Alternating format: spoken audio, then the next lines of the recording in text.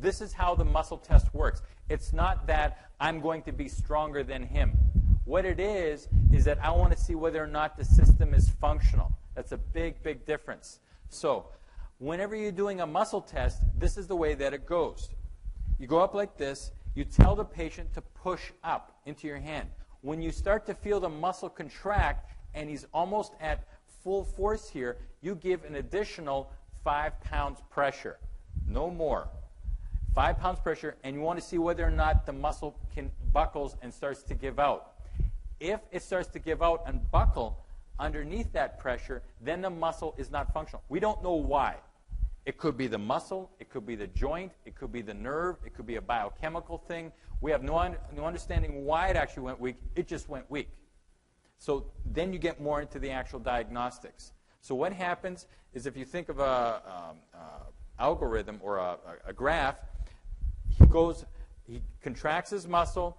I'm going to basically be giving enough pressure to match him at that level, and then I'm going to give an additional 5 pounds pressure, and he should be able to adapt to see his nervous system should be able to adapt to that to make sure that it holds it intact. If something is wrong within this structure, then the muscle goes weak.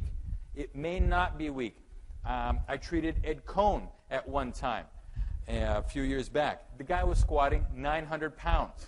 Now, I was taking his leg, and it was going like this.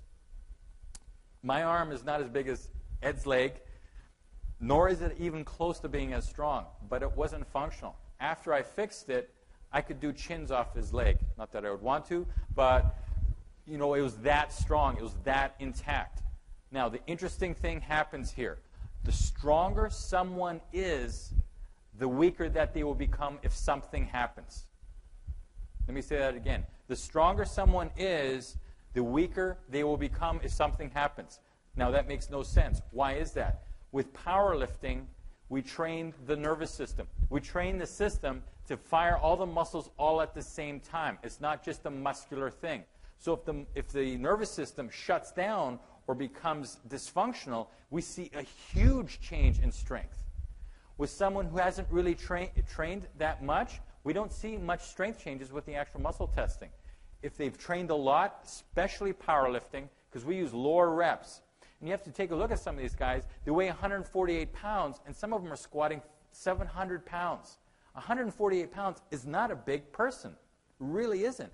So what happens is that you've got to try and figure out why it actually went weak. And